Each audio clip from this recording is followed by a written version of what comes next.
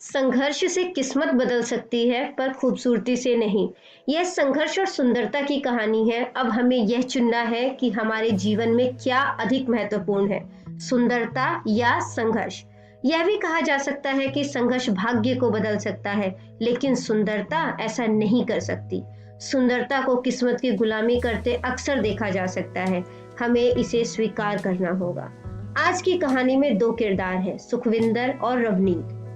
रविंदर एक गरीब परिवार से ताल्लुक रखता था, लेकिन रवनीत एक ऐसे परिवार से ताल्लुक रखती थी जिसकी अच्छी आमदनी थी और अच्छा रहन सहन था। वे हमेशा रवनीत के बेहतर जीवन के सपने देखते थे। वह बहुत सुंदर और आकर्षक थी।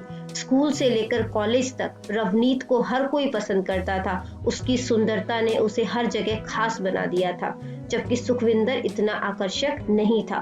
उसका रंग सांवला था, वह एक किसान परिवार से था, इसलिए उसका परिवार खेती के साथ साथ दूध बेचने का काम भी करता था और उसे घर से बाहर दूध बेचने के लिए भेजा जाता था। उसे दूध बेचने जाना पसंद नहीं था, लेकिन एक दिन जब वह रवनीत के घर दूध बेचने गया तो उसने पहली बार रवनीत को देखा। वह रवनीत और उसकी सुंदरता को देखकर हैरान रह गया। घर आने के बाद वह हमेशा उसका सुंदर चेहरा याद करता था, लेकिन वह उसके लिए अपनी भावनाओं को कभी व्यक्त नहीं कर सकता था। इसलिए जब उसने खुद की तुलना रवनीत से की तो उसने बहुत अंतर पाया।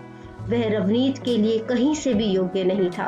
वह अक्सर दूध बेचते हुए जब भी उसके घर जाता तो उसे देखता और उसकी भावनाओं को संतोष मिलता, लेकिन वह उसे नहीं बता सकता था कि उसके मन में रवनीत के लिए क्या था। वह जानता था कि अगर वह कभी अपनी भावनाओं को व्यक्त करेगा तो उसे निश्चित रूप से उसके गुस्से का सामना करना पड़ेगा और सब खत्म हो जाएगा। इसलिए उसने खुद को उसके योग्य बनाने का फैसला किया। उसका परिवार बहुत ज्यादा पढ़ा लिखा नहीं था कि कोई उसे उसके बेहतर करियर के लिए सुझाव देता, तो उसने खुद अपना करियर बनाने का फैसला किया और ट्रक चलाना सीखना शुरू किया। लेकिन रवनीत का परिवार पढ़ा लिखा था और अच्छी सोच वाला था। वे चाहते थे कि उनकी बेटी अपने करियर में आगे बढ़े और अपने लिए एक अच्छा जीवन साथी चुने। सुखविंदर का अभी तक का रहन सहन रवनीत के सपनों के अनुकूल नहीं था। रवनीत को पाने की सुखविंदर की ख्वाहिश एक तांबे की अंगूठी में हीरा डालने के समान थी। सुखविंदर ने जीवन में आगे बढ़ने के बारे में सोचा और ट्रक चलाना सीखना शुरू किया। फिर ट्रक सीखने के दौरान कभी कभार सुखविंदर ट्रक चला भी लिया करता था। समय के साथ साथ रवनीत और भी खूबसूरत होती जा रही थी और उसकी सुंदरता के साथ साथ उसके सपने और इच्छाएं भी बढ़ती जा रही थी। अब सुखविंदर ने और आगे बढ़ने के बारे में सोचा और अंत में किसी ने उसे विदेश जाने का सुझाव दिया। वास्तव में 90 के दशक में उत्तर भारत में, खासकर पंजाब में विदेश जाने का चलन था। अक्सर युवा बेहतर भविष्य के लिए विदेश चले जाते। सुखविंदर ने किसी एजेंट की मदद से विदेश की जमीन पर पैर रखा और संघर्ष का रास्ता शुरू हो गया। विदेश की राह भी इतनी आसान नहीं थी। आखिर वह फल अधिक मीठा होता है जो अधिक ऊंचाई पर होता है। सुखविंदर वहां अनाधिकृत प्रवेश लेकर आया था। उसके पास कोई वीजा नहीं था, मतलब मैक्सिको के जंगल के रास्ते। उस राह में उनके साथ दुनिया के विभिन्न हिस्सों से कई अन्य लोग भी थे जो बेहतर जीवन की तलाश में थे, लेकिन कुछ ही अपनी मंजिल तक पहुंच पाते हैं। वह राह कठिनाइयों से भरा था। कुछ क्षण वास्तव में नर्क का स्पर्श थे जब वह घबराया हुआ महसूस करता था। नर्क भी उस रास्ते के जितना बुरा नहीं था। हर जगह सन्नाटा था, हर तरफ से मौत का खतरा था। खाने और पीने के लिए कुछ नहीं, बस लंबे समय तक चलना और चलते रहना।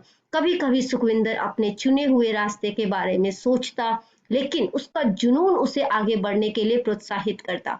जंगली जानवरों का खतरा उसे हमेशा डराता था।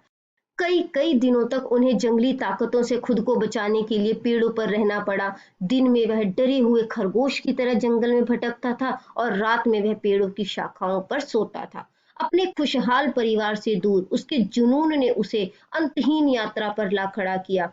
उसने उन लोगों के शव देखे जो वहां अवैध रूप से आए थे, लेकिन अपनी मंजिल में कामयाब नहीं हो सके। वह उसे डराने के लिए काफी था, पर वह डरा नहीं और अपने लक्ष्य की ओर बढ़ता रहा। कई दिन बीत गए और फिर एक दिन के बाद उसने देखा कि एक नदी अमेरिका में प्रवेश कर रही है और आगे बढ़ने का यही एक रास्ता है। वास्तव में वह मेक्सिको के जंगलों में था। उसके एजेंट ने उसे इस रास्ते से भेजा था क्योंकि उसके पास कानूनी वीजा नहीं था। अक्सर अवैध प्रवासी इस रास्ते का इस्तेमाल करते हैं और उसने भी ऐसा ही किया। बहुत दिनों से वह जंगल के वृक्षों के पत्ते पीस कर खा रहा था और झरनों का पानी पी रहा था। अब उसकी किस्मत ने उसे उस रास्ते पर ला खड़ा किया जहां उसके पास एक ही विकल्प बचा था। उसने अपने भगवान और परिवार को याद किया और सांस रोककर उस नदी में गोता लगाया। वह नदी के सबसे गहरे स्तर पर था। तब उसे पता चला कि नदी का प्रवाह उसे उसके सपनों के देश में ले गया। उसकी खुशी का ठिकाना न रहा और उसका संघर्ष अब शुरू हो गया था। उस नदी से बाहर आने के बाद वह चलने लगा और लगभग 7 से 8 किलोमीटर चलने के बाद उसे एक सड़क दिखाई दी और उसे राजमार्ग के किनारे हवा चलती हुई महसूस हुई। उसके कपड़े भीगे हुए थे और वह कांप रहा था। तभी एक पंजाबी ट्रक चालक ने उसे सड़क किनारे देख लिया। ट्रक चालक को यकीन था कि वह अवैध प्रवासी है, इसलिए उसने अपना ट्रक वहीं रोक दिया और उससे बात करने लगा। वह ट्रक ड्राइवर बहुत अच्छा आदमी था। उसने उसे अपने ट्रक में शरण दिया और आगे बढ़ता रहा। उसके बाद उसे एक वर्कशॉप में छोड़ दिया और वह आगे बढ़ गया। वह वर्कशॉप भारतीय प्रवासियों से भरी हुई थी। उसने पाया कि बहुत से लोग वहां उसी रास्ते से आए थे जिसे उसने चुना था। उसे यकीन था कि उसे एक दिन सफलता जरूर मिलेगी। उस दिन से उसने कभी पीछे मुड़कर नहीं देखा। वह वहां वेल्डिंग का काम करने लगा और थोड़े थोड़े पैसे कमाना शुरू कर दिया। उसे कई बार अपने परिवार की याद आई, लेकिन उसने खुद को साबित फैसला किया था और फिर कुछ देर बाद वह ट्रक चलाने लगा। उसे केवल ड्राइविंग का ज्ञान था जो उसने अपने देश में सीखा था। वह एक ट्रांसपोर्ट कंपनी में ड्राइविंग का काम करता था। उस कंपनी में 2 साल की मेहनत के बाद उसने एक ट्रक खरीदा जो उस देश में धन कमाने का जरिया था। उसने वहां बहुत कठिन परिश्रम किया और थोड़े समय के बाद उसने एक और ट्रक खरीदा। अब वहां सर्दी शुरू हो गई थी, लेकिन यह भारत से बहुत अलग थी। वहां बहुत भारी बर्फ गिर रही थी। वहां ज्यादातर काम बंद थे, लेकिन उसने उस माहौल में भी कमाई करने का फैसला किया क्योंकि उसे खुद को साबित करने का जुनून था। उसने एक बर्फ खींचने वाली मशीन खरीदी और सड़कों से बर्फ हटाने का काम शुरू कर दिया। इससे उसे उस अवधि में भी कमाई का विकल्प मिला जब दूसरे लोग घरों में आराम करते थे। उसने कुछ वर्षों में बहुत पैसा कमाया। उसने अपना पैसा अपने परिवार को भी भेजा। अब परिवार की हालत बदल चुकी थी। उन्होंने अपनी जीवन शैली में भी सुधार किया था।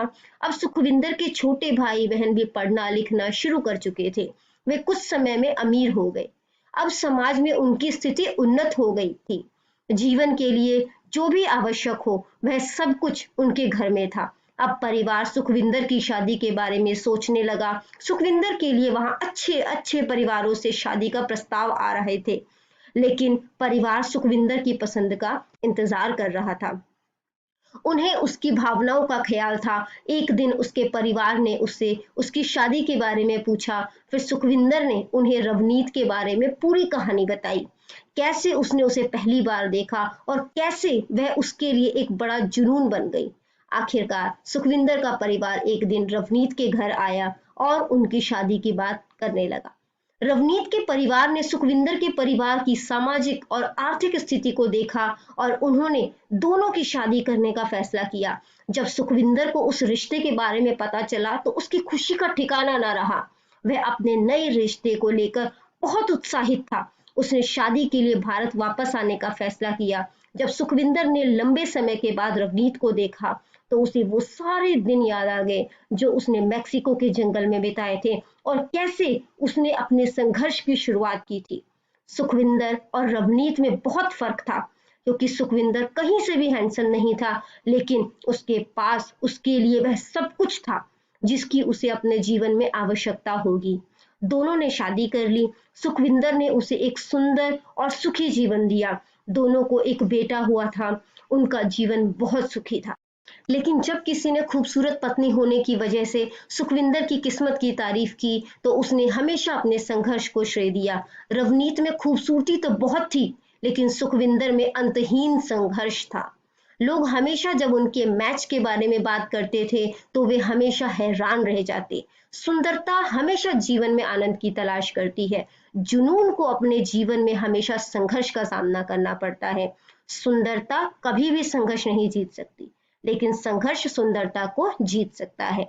यह कोई किताबी कहानी नहीं है, यह एक मेहनती व्यक्ति की सच्ची कहानी है। मैंने ये कहानी 2004 में सुखविंदर से सुनी थी, जब मैं 15 साल की थी, और सुखविंदर वहाँ एक शादी समारोह में शामिल होने आए थे। वह मेरे दोस्त का करीबी रिश्तेदार था। अब उनका बेटा अमरदीप 22 साल का हो गया है और सुखविंदर अपने बेटे की आंखों से अपना बचपन देख रहे हैं। अगर आपको हमारी ये कहानी पसंद आई तो चैनल को फटाफट से सब्सक्राइब कर दो और लाइक कर दो, क्योंकि यहाँ पर इस तरीके का कहानियाँ जो है वो अपलोड होती रहेगी।